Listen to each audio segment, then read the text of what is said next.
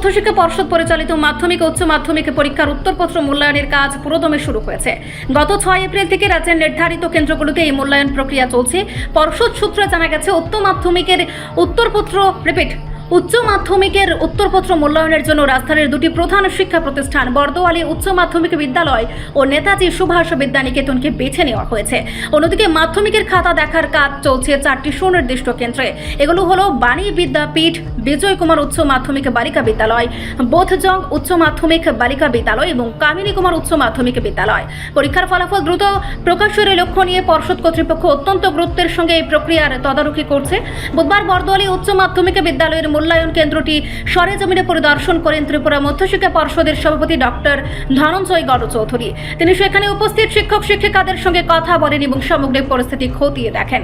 পরিদর্শন শেষে সংবাদ মাধ্যমের মুখোমুখি হয়ে সভাপতি জানান যে এবারের মূল্যায়নে রাজ্যের মোট 2200 জন অভিজ্ঞ শিক্ষক শিক্ষিকাকে নিযুক্ত করা হয়েছে। নির্ধারিত সময়ের মধ্যে নির্ভুলভাবে কাজ শেষ করতে পর্ষদ বদ্ধপরিকর। ছাত্রছাত্রী ও অভিভাবকদের দীর্ঘ প্রতীক্ষার অবসান ঘটাতে পর্ষদ আপ্রাণ চেষ্টা চালাচ্ছে, যাতে মে মাসের প্রথম সপ্তাহে ফলাফল প্রকাশ করা যায়। ডক্টর গণ চৌধুরী আরও স্পষ্ট করেন যে মে মাসের 7 তারিখের মধ্যেই মাধ্যমিক ও উচ্চ মাধ্যমিকের ফলাফল ঘোষণার লক্ষ্যমাত্রা স্থির করা হয়েছে।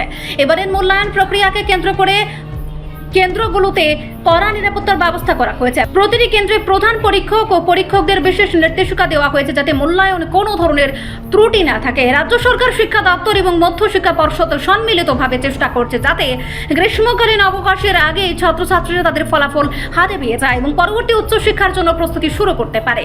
সভাপতির এই আশ্বাসের পর পরীক্ষার্থী মহলে স্বস্তি ফিরেছে। পর্ষদের এই তৎপরতা প্রমাণ করছে যে রাজ্যের শিক্ষা ব্যবস্থার মান উন্নয়ন ও সময়ানুবর্তিতা বজায় রাখতে তারা কতটা সজাগ।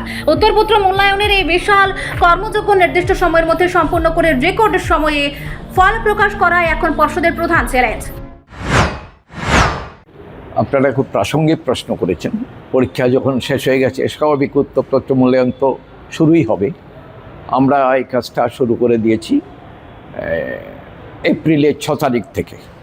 6 এপ্রিল থেকে উত্তরপত্র মূল্যায়নের কাজ চলছে এবং আমাদের দ্বাদশের মূল্যায়ন চলছে আগরতলা শহরের 2টো স্কুলে, আর মাধ্যমিকের মূল্যায়ন চলছে 4টে স্কুলে। দ্বাদশের মূল্যায়ন হচ্ছে বর্দোয়ালি হায়ার সেকেন্ডারি স্কুল আর Netaji Subhash higher secondary school, আর মাধ্যমিকের মূল্যায়ন হচ্ছে 4টে স্কুলে। একটা হলো Bani Vidyapith higher secondary school girls HS school, Bijoy Kumar girls HS school, Bodhjung girls higher secondary school আর কামিনী কুমার হায়ার সেকেন্ডারি, এই 4টে স্কুলে। তো এখন পুরোদমে আমাদের খাতা ইভ্যালুয়েশন মানে মূল্যায়নের কাজ চলছে। আমরা তাদের অনুরোধ করেছি 20-22 তারিখের মধ্যে যেন এই কাজটা আমরা শেষ করতে পারি, সেভাবেই কাজটা চলছে। তো যথাসাধ্য আমরা চেষ্টা করছি, বোর্ডে যারা আছি, কাজটা যদি একটু আগে শেষ করতে পারি। গতবার মনে আছে যে বোর্ডের সৃষ্টির পর থেকে রেকর্ড পরিমাণ আগে রেজাল্ট আউট করেছিলাম 30 এপ্রিল। এইবার কতগুলো বাস্তব কারণে আর বিশেষ করে বেশ কিছু এক্সামিনার খাতা যারা ইভ্যালুয়েশন কাজে নিযুক্ত আছেন, এরা ইলেকশন ডিউটিতে পড়ে গেছেন।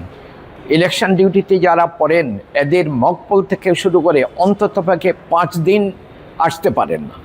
এতে আমাদের রেজাল্ট আউট একটু দেরি হতে পারে। তবে চেষ্টা করছি কোনো অবস্থায় মে মাসের ফার্স্ট উইকের চেয়ে দেরি যেন না হয়, ফার্স্ট উইকের মধ্যে যেন আউট হয়। চেষ্টা চলছে। সময়টা গতবার 30 এপ্রিল আউট হয়েছিল। সম্ভব হলে আমরা চেষ্টা করব ওই 30 এপ্রিলের এই অ্যারাউন্ড 30th এপ্রিল যেন আউট করতে পারি। আর লেটেস্ট মানে দেরি যদি হয় বাই 7th মে আউট হবে। নমস্কার। উত্তরপত্র মূল্যায়নে কতজন শিক্ষক শিক্ষিকা নিয়োগ করা হবে? মোট মূল্যায়নের কাজে মোট নিযুক্ত আছেন, আমি দ্বাদশের এবং মাধ্যমিকের আলাদা বলতে পারবো না, মোট যুক্ত আছেন প্রায় 2200 মতো শিক্ষক। আর যারা উত্তরপত্র মূল্যায়নে যুক্ত থাকেন, 3টে পর্যায়ে উত্তরপত্র মূল্যায়ন হয়। প্রথমত এক্সামিনার, ওরা এক্সামিন করেন। দ্বিতীয়ত আমাদের স্ক্রুটিনিয়ার বা স্ক্রুটিনাইজার, এগুলো আবার ওরা দেখেন। আর সবার শেষে হেড এক্সামিনার থাকেন, উনি ফিনিশিং টাচ দেন মূল্যায়নের। রিপোর্ট সংবাদ প্রতীক্ষা।